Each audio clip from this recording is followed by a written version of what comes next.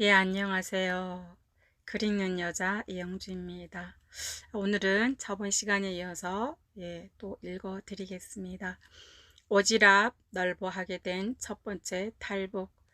고향에서 자랄 때 이름보다 더 알려진 별명이 있다. 바로 오지랖이다. 왜 그랬는지 모르겠지만 어릴 적부터 주변에 누군가가 아파하고 힘들어하면 나의 아픔으로 느껴졌고, 내가 위로해줘야 마음이 편해졌다. 나한테는 있는데 다른 아이한테 없어서 그것 때문에 속상해하면 나는 내 것 혹은 부모님 것을 몰래 내다 주곤 했다. 나중에 부모님이 알고서는 혼나는 일이 부지기수이었다. 친구들이 배고프다고 하면 집에서 식구들 점심을 통째로 들고 나가서 퍼주기도 했다. 체육복이 없어서 학교에 못 나오는 친구 소식을 듣고는 새로 장만한 체육복을 그 친구에게 주고 나는 낡은 것을 입기도 했다. 할머니들이 무거운 짐을 머리에 이고 가면 내가 가서 짐을 뺏어서 머리에 이고 집까지 모시고 갔고, 리어카에 벽돌이나 블로크를 실은 할아버지를 만나면 뒤에서 밀어서 집 근처까지 바래다 드렸다. 애기 엄마가 애기를 업고 손에 짐을 들고 가면 내가 가서 짐을 들어주곤 했다. 러시아 벌목공으로 가 있던 막내 삼촌이 귀국하면서 가져온 과자나 커피 설탕을 할머니 몰래 김치움에서 꺼내다 먹어보지 못한 아이들에게 나눠주다 들켜서 빗자루로 훔씬 두들겨 맞기도 했다. 돌아가신 할머니가 내게 이렇게 말씀하신 적이 있다. 남자로 태어나야 하는데 여자로 태어나서 사람을 저리 좋아하다가는 큰 코 다칠 거야. 나는 할머니 말대로 지금 40대 중반을 살면서 사람을 좋아해서 사람한테서 상처받고 사람한테서 치유받아 다시 일어난 일이 몇 번인지 모른다. 믿는 도끼에 발등 찍히고 뒤통수를 맞아서 멍 때리고 있다가 다시 일어나기를 몇 번을 반복했는지 모른다. 나도 부모님이 살아계시면 이렇게 물어보고 싶다. 하나뿐인 당신 딸을 어찌 이리 키우셨나요? 하지만 사람 사는 세상에 사람을 싫어하고 마음을 닫고 살면 이 세상에서 어찌 살겠는가? 마음이 아프지만 아프다고 세상을 안 살 수는 없는 노릇이다. 그 넓은 오지랖 때문에 첫 탈북도 시작되었다. 고등중학교 6학년 때 어느 날 담임 선생님이 종이를 한 장씩 나눠주면서 희망이나 직업이나 대학을 적어내라고 하셨다. 나는 1지망의 기자, 2지망의 작가로 적었다. 세상 물정 모르는 철부지 소녀가 가졌던 처음이자 마지막 희망이었고 꿈이었다. 나의 출신 성분으로는 결코 이룰 수 없는 것임을 졸업 후 집단 진출 배치를 통해서 알게 되었다. 고향에서 태어나 유년 시절을 보내고 인민학교와 고등중학교를 졸업할 때까지도 나는 북한이 세상에서 제일 좋은 나라인 줄 착각하고 살았다. 출신 성분 때문에 대학 진학이 꿈도 꿔보지 못했고, 내가 좋아하는 글 쓰는 직업을 가지길 원했던 것인데 세상은 책상머리에서 배웠던 것과 너무 달랐다. 내가 배치받은 직장은 사람들이 별로 가고 싶어 하지 않는 곳이었다. 당간부 자녀들은 뒤로 다 빠지고 노동자, 농민 출신 자녀들만 직장 기숙사에 남았다. 그때 나는 이 나라가 노동자, 농민이 나라는 아니구나 하는 생각을 처음으로 가졌다. 아버지가 늘 자식들에게 강요했던 북한의 현실이 피부에 와 닿았다. 그리고 우리 집의 토대에 대해서, 성분에 대해서 처음으로 진지하게 생각해 보았다. 왜 내가 얼굴도 보지 못한 할아버지 때문에 이런 취급을 당해야 하지? 나는 왜 죽는 날까지 있는지 없는지 하는 삶을 살아야 하나? 그 질문들은 나를 너무 힘들게 했고, 그래서 몰래 직장에서 도망을 쳤다. 어느 날 군사로총 비서가 집으로 와서는 배치된 직장 출근을 안 하는 청년들을 단련시키는 꽃바구에 나를 집어넣었다. 아침마다 단련대생들을 단련대생들은 열을 지어 근처 마을을 구보로 한 바퀴 돌면서 구호를 외쳐야 했다. 사상 단련, 사상 개조. 참 웃기지도 않을 뿐더러 구호가 입에 붙지를 않았다. 내 사상이 잘못된 것은 아니었다. 당 간부 자녀들만 배치지에서 쏙 빼서 가길래 나도 빠졌는데 나는 노동자 딸이라고 꽃밖으로 데리고 와서 사상 단련과 개조를 시킨다는 것은 말도 되지 않았다. 구호를 외치지 않고 달렸더니 오전일감으로 곡괭이로 땅을 1m 깊이로 파괴했다. 그것도 제일 힘든 데를 골라서 시켰다. 집 생각에 울면서 잤는데 엄마가 다음날 나를 데리러 오셨다. 성품이 강인하신 엄마지만 딸을 위해서 당신이 할 수 있는 최선을 다하신 것이다.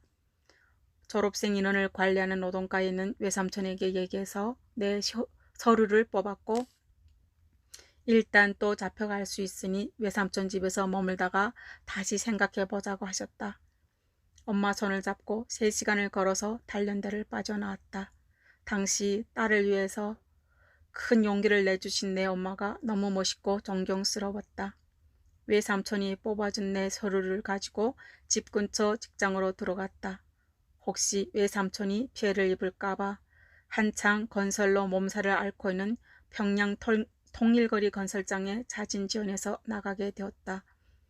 엄마는 집에서 키우던 큰 돼지 한 마리를 팔아서 양권과 돈을 만들어 내 손에 쥐어주시고 태어나 처음으로 먼 길 떠나는 딸을 배웅해 주셨다. 천천히 움직이는 차창 밖으로 손을 흔들던 엄마가 눈물을 훔치는 모습을 생전 처음으로 봤다. 돼지를 팔아서 우리 집 살림에 보태려고 여러 달을 품들여 키웠는데 결국 내가 그 돈과 양권을 가지고 간다고 생각하니 가족들 특히 엄마에게 엄청 미안했다. 그렇게 평양 건설 현장이 자진 지원으로 첫 직장에서 겪은 위기는 봉합되었다. 그 첫 직장에서 동갑내기 신분옥을 알게 되었다. 아버지가 직장 창고장이셨고 그 집 식구들 하나같이 성품이 온화했다.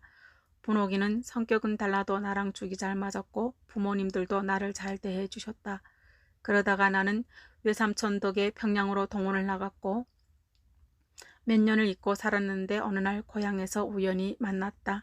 당시가 6월이었는데 중국에 사사 여행자로 들어가는 중명을 군 2부에 넣었는데 아마 8월 중순쯤 나온다고 했다. 그의 아버지 얘기다. 고난이 행군이라 부를 정도로 북한 전역에 굶주림으로 떼 죽음이 나던 시절이었다.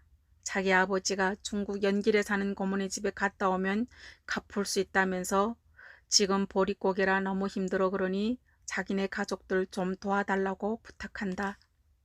내 고향은 두만강을 끼고 있어 그런지 아니면 중국 넘어가는 해관이 있어 그런지 중국에서 일어났던 문화대혁명 때 피신 왔다가 눌러앉은 화교들이 많이 살았다. 1990년 중반부터 2000년대 초반까지 화교들은 북한이 형편이 제일 어려운 보릿고개에 중국에서 등급이 제일 낮은 밀가루를 몇 톤씩 들여와서 북한 사람들에게 한 자루씩 빌려주고 가을에는 잎살러 50kg씩 받아냈다.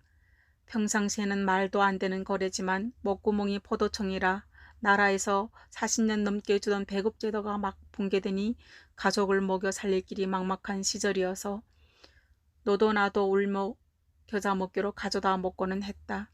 하지만 그것도 마냥 감으로 갈라진 땅의 소낙비는 아니었다. 오늘 당장 감 안에 들어갈 곡식거리가 없다고 해서 막 빌려준 것도 아니었다.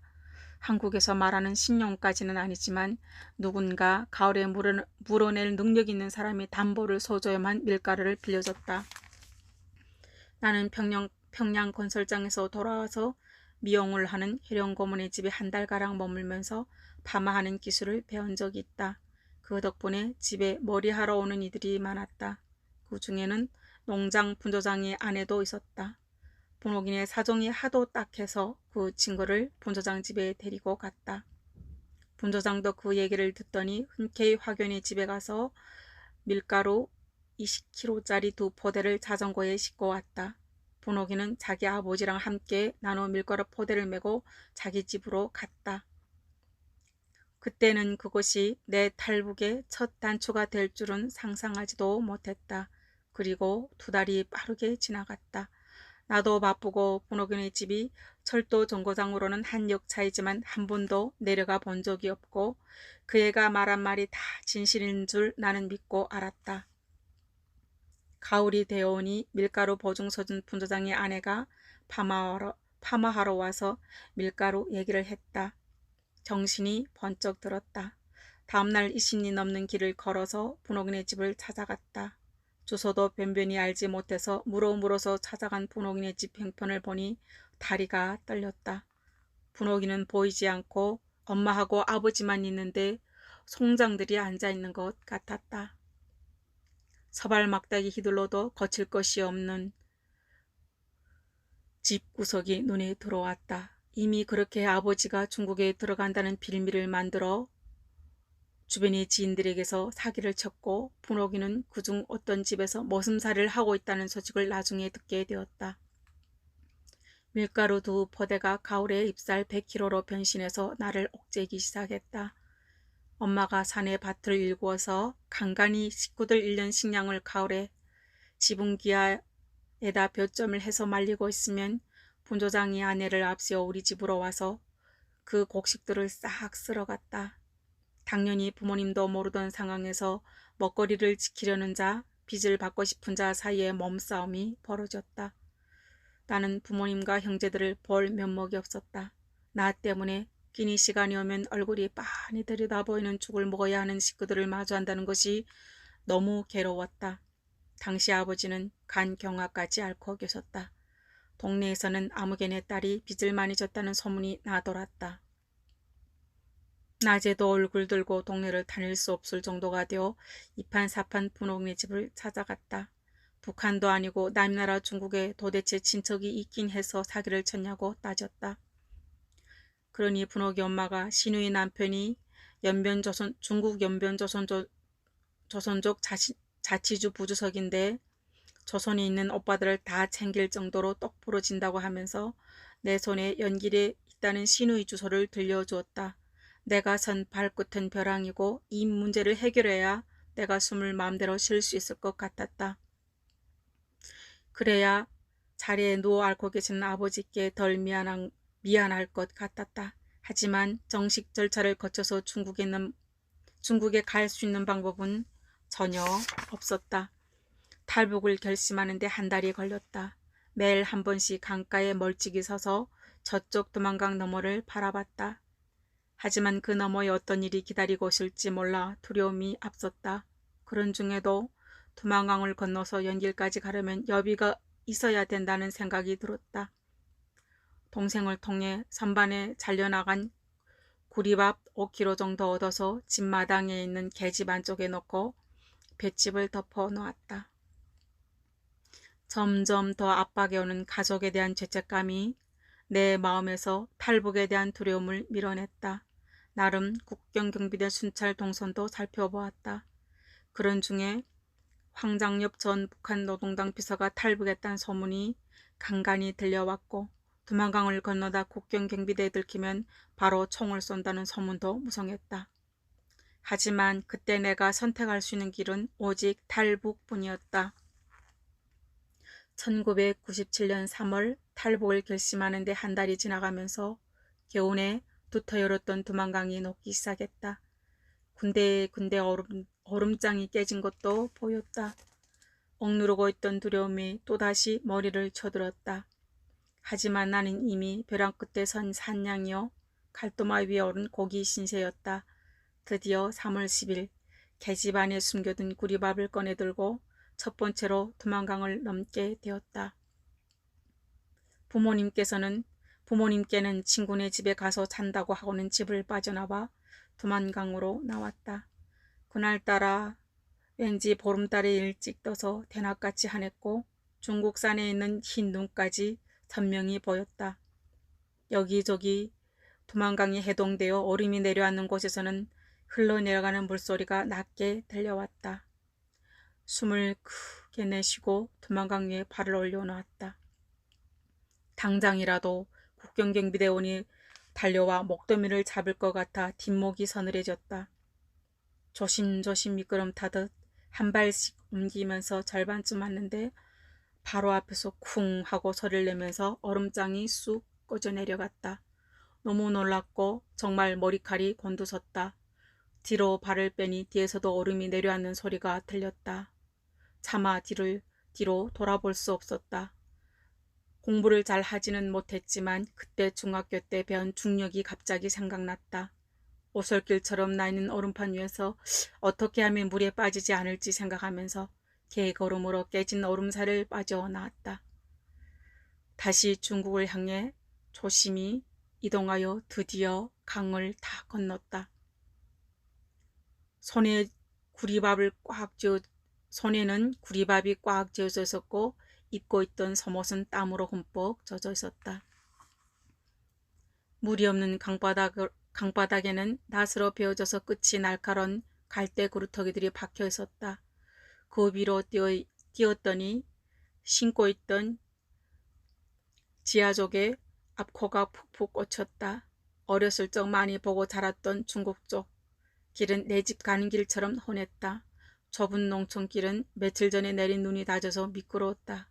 좁은 길을 나서 중국 해관 앞 큰 길 앞에 들어서니 평양 건설장에 나갔을 때 봤던 중국 영화거리가 눈앞에 일직선으로 펼쳐졌다.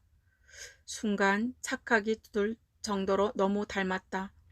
중국구를 크게 쓰고 한글을 밑에 쓴 상호들이며 고층 아파트가 아닌 땅집들이 옹기종기 모여 앉은 것이 북한과 너무 닮았다. 오지랖이 넓어 부모님과 형제들을 많이 힘들게 했고 결국에는 그 오지랖으로 나는 탈북까지 해서 중국 땅에 첫 발을 내디디게 되었다. 여기까지 읽었습니다. 저는 나이트 근무 끝나고 이제 방금 들어왔습니다. 그리고 이제 제가 쓴 책을 읽어서 이제 읽어드리는 것도 제 꿈 중에 하나였거든요. 또 이렇게 할 수 있어서 또 용기를 또 낼 수 있어서 너무 감사합니다. 많은 분들이 들어주셨으면 좋겠지만 단 한 사람이라도 들어주시는 분들이 있으시면 계속 읽어서 올려드리겠습니다. 선기가 이제 선들선들 새벽에는 많이 춥더라고요. 건강을 챙기시기를 부탁드리겠습니다. 안녕히 계십시오.